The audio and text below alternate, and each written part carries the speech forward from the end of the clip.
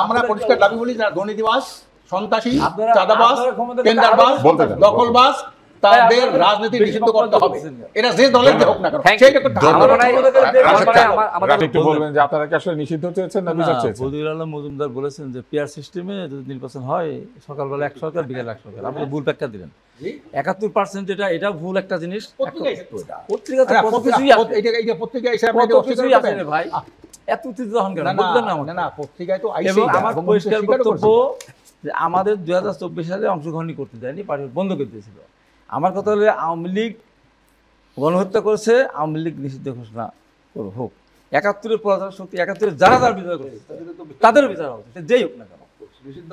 অবশ্যই নির্বাচন করতে পারবে, তাদের আগেই নিষিদ্ধ হবে। তারাও পারবে না, তাহলে নির্বাচনটা করবে কেন? তারা নির্বাচন পারবে না, না তারা তো 71 গণহত্যা করেছে, শুধু বিএনপি করবে। না না খালি বিএনপি করবে, ও গণ অধিকার করবে। আমার নাই, আমার আসতে পারবো। তো তার মানে আমরা শেষ প্রান্তে এসে যেটা আপনি বলছেন, গণহত্যা কারণ নির্বাচন করেছে যেই হোক, যারা যারা ছিল, বাংলাদেশের স্বাধীনতাকে যারা স্বীকার করে নেই, স্বাধীনতা বিরোধিতা করছে, তারা এই দেশের গণ দুশ্মন, গণ শত্রু, তাদের নির্বাচন করার কোনো অধিকার নেই, যেই হোক। তার মানে পতিত ফ্যাসিবাদ, পতিত স্বৈরাচারের সহযোগী 14 দল এবং 71-এ যারা গণহত্যা এবং মানবতা বিরোধী অপরাধের সহযোগী, তারা কেউই নির্বাচন করতে পারবে না, আপনি সেটা আশা করছেন। তাহলে নির্বাচন করতে পারবে ইসলামী আন্দোলন, গণ অধিকার পরিষদ, এনসিপি এবং বিএনপি। আপনারা একটু আছেন, কেন? আচ্ছা, বিএনপিও নাকি পারবে না? স্বাধীনতা বিরোধীর হাতে ওনারা শাহদিসকে ওনারা প্রধানমন্ত্রী বানাইছে, আব্দুল রহমান বিশ্বাস রাজাকার ছিল তাকে প্রেসিডেন্ট বানাইছে, আব্দুল আলিমকে মন্ত্রী বানাইছে, আর জামাতের হাতে পতাকা তুলে দিয়েছে বিএনপি। তারা এই সহযোগী, স্বাধীনতা বিরোধীদের সহযোগী হিসেবে বিএনপি নির্বাচন করতে পারবে না।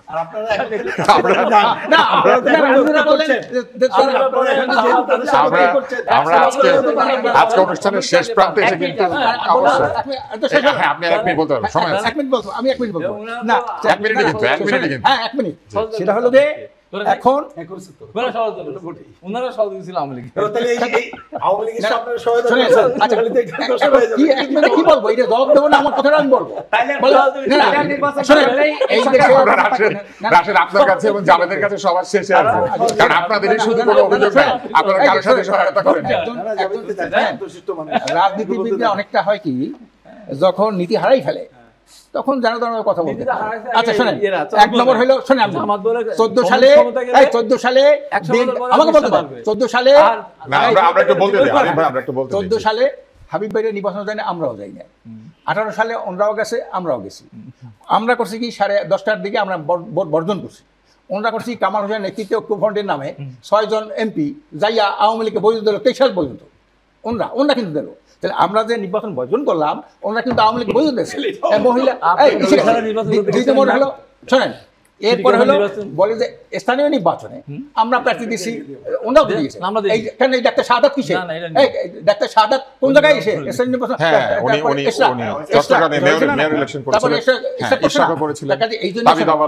এই হলো কি রাজনীতিবিদরা যখন নীতি হারাই ফেলে তখন যেন তেন কথা বলে। বিএনপির সাথে আমরা ফেসিবাদ আন্দোলনের সাথে আমি ছিলাম, আমার দলে মানে এই বলে আহ্বায়ক, ওই যে লিয়াজো কমিটির, বিএনপির সাথে অনেক বৈঠক হয়েছে, রুদ্ধদ্বার বৈঠক, গোপন বৈঠক, এই দেশে অনেক কিছু বৈঠক হয়েছে। তাদের সাথে বৈঠক হয়েছে কেন? আওয়ামী লীগকে হটানোর জন্য, আওয়ামী লীগ হটানোর জন্য। আওয়ামী লীগ হটাই না, কিন্তু আওয়ামী লীগের সবচেয়ে বাঁকা লোক বসে আছে তার পদত্যাগের দাবি যখন আমরা দাবি করলাম, তখন বিএনপি এটাকে ফেরত দিল না, ওনারা করা যাবে, সাংবাদিক শুনতে হবে। আওয়ামী লীগ নিষিদ্ধের ব্যাপারে যখন আমরা আন্দোলন নামলাম, ওনারা রাত্রে 11টার সময় বলছে, ওই দিন যেদিন পদত্যাগ হয়েছে, নিষিদ্ধই হয়েছে, কার্যক্রম নিষিদ্ধই হয়েছে, ওই দিন বলছে যে আমরা 3 মাস আগে চিঠি দিয়েছিলাম আওয়ামী লীগ নিষিদ্ধ করার জন্য। দেখেন অবস্থা। এই জন্য আমি বলি ভাই, হাবিব ভাই, আমরা চিরস্থায়ী না, আমরা খুব বাঁচবো না। কথাবার্তা বলতে হবে, সত্য বস্তুনিষ্ঠ কথা হইতে হইবে। কোনো এই ধরনের কোনো কথা বলে সবাই ঠিক মতো সত্য কথা বলে, লাগাম দিয়ে কথা বলে। রাশেদ খানের কাছে আমরা একটু বস্তুনিষ্ঠ কথা আপনি একটু রাশেদ খানকে সুযোগ দেন।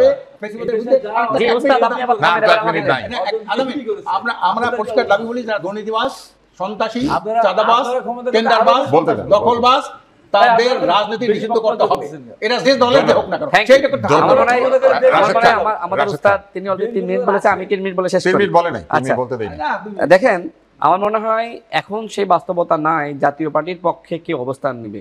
আমি যতটুকু জানি যে বিএনপির সুযোগ নয় জাতীয় পার্টির পক্ষে অবস্থান নেওয়া। আজকে রুহুল কবির রিজভী কিন্তু উত্তর দিয়ে দিয়েছে শামীম পাটোয়ারির যে বক্তব্য যে বিএনপির উচিত জাতীয় পার্টিকে রক্ষা করা, এর প্রেক্ষিতে রুহুল কবির রিজভী কিন্তু বলেছেন যে আমরা কেন জাতীয় পার্টিকে রক্ষা করব।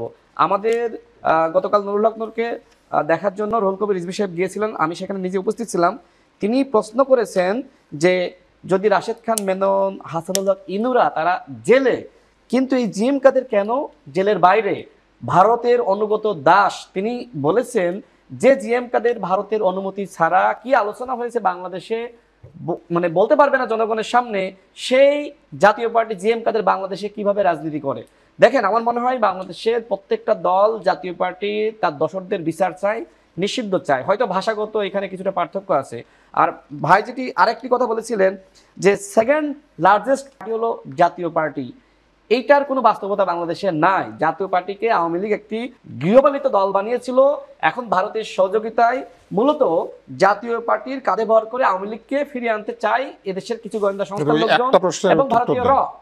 যে একটা প্রশ্ন শুধু উত্তর দেন, সেটা হচ্ছে যে এখানে আলোচকরা প্রায় সকলকে নিষিদ্ধ করার দাবি তুলেছেন, তো সেক্ষেত্রে আর কিছু বাকি থাকে না। আপনার কি মনে হয় যে শেষ পর্যন্ত আর কে কে থাকবে? আচ্ছা, আমি শেষ করি উস্তাদ, আমি শেষ কারণ আমাদের আশরাফুল হাকিম সাহেব বলেছেন যে বিএনপিকে নিষিদ্ধ করে দিতে হবে।